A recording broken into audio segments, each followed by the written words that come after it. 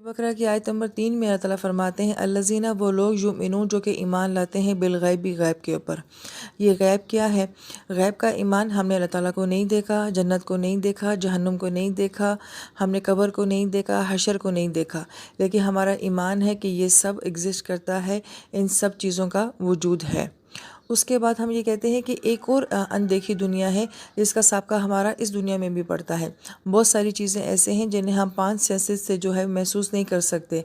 मसलन ये कि हमने जिस्म को देखा है, रूह को नहीं देखा, आँख को देखा है, बसारत को नहीं देखा, कान को देखा है, समात को नहीं देखा, दिल को देखा है मगर धड़कन को नहीं देखा है। तो गोया कि ये दो दुनियाओं के साथ हमारा ताल्लुक़ होता है, जिसे देखी और अनदेखी दुनिया कहते हैं, सीन और अनसीन दुनिया को कहते हैं, या फिर इसे गैब की दुनिया कहते हैं। मगर आयत मार्का में आते हैं कि युकीमुन्नस्सलाह, वो लोग जो कि नमाज कायम करते हैं। तो गोया कि गैब के ईमान के साथ ही जो है वो नमाज का जिक्र किया गया है। यहाँ पे ये नुक्ता बयान किया जाता है कि जो इंसान जितना ज़्यादा नमाज के साथ ताल्लुक़ कायम करेगा उसका गैब के ऊपर ईमान उतना ही ज़्यादा मजबूत होता चला जाएगा। जिसकी नमाज जितनी ज़्यादा गहरी होगी तो उसका अनदेखी दुनिया के साथ ताल्लुक़ भी जो है वो उतना ही गहरा होता चला जाएगा। तभी अल्लाह ताला ने गैब के ईमान के बाद जो है वो फ़ौरन जो है वो नमाज का जिक्र किया है। और मिम्मा रज़क़नाहुम, और जो कुछ हमने उनको रिज़्क़ दिया है वो उसमें से खर्च करते हैं। यहाँ पे बड़ी अहम बात कि जिस इंसान का ईमान गैब पे जितना ज़्यादा होगा वो उतना ही ज़्यादा अल्लाह ताला के लिए खर्च करने वाला भी होगा। जिसका ताल्लुक़ गैब के साथ जितना कमज़ोर होगा वो कहेगा मैं क्यों खर्च करूँ, वो सारा कुछ इसी दुनिया के लिए सोचेगा। आयत मुबारका में जो लफ्ज़ आया है युनफिकून, ये नफ़का से है, नून फ़ा और काफ।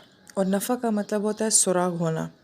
और सहराई छिपकली को भी जो है वो नफ़क कहा जाता है, क्योंकि वो सहरा में एक तरफ से जाती है, मिट्टी के अंदर सुराग करती है और दूसरी तरफ से बाहर आ जाती है।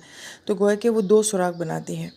और मुनाफिक को भी मुनाफिक क्यों कहा जाता है? क्योंकि भी वो नफ़का से है, इसलिए कि वो एक तरफ अगर किसी सिचुएशन में पकड़ा जाता है तो वो अपने आप को किसी दूसरी सिचुएशन से बाहर निकाल देता है।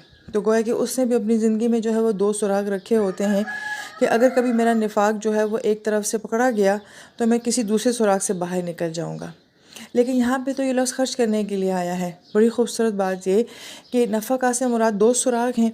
एक सुराग इस दुनिया में है, इंसान इस दुनिया में खर्च करता है, और दूसरा इसका सुराग जो है वो आखिरत में है। तो जो दुनिया में खर्च करेगा वो दूसरे सुराग से उसके लिए आखिरत में जमा हो रहा है। युनफिकून, वो खर्च करते हैं। इस आयत मुबारका में आप ये नोट करेंगे, यहाँ पे युमिनून का लफ्ज़ भी और युकीमून का लफ्ज़ भी और युनफिकून का लफ्ज़ भी, ये तीनों जो है वो मुज़ारे में बयान हुए हैं। और मुज़ारे के अंदर जो है वो जारी होना माना पाया जाता है, कंटिन्यूस माना पाया जाता है कि जो मुसलसल ईमान रखते हैं, मुसलसल नमाज़ें पढ़ते रहते हैं, मुसलसल जो है वो अल्लाह ताला की राह में खर्च करते रहते हैं। गोया कि किसी काम को करना, इस्तिकामत के साथ करना और मुसलसल करते रहना, ये ईमान वालों की खूबी बताई जा रही है।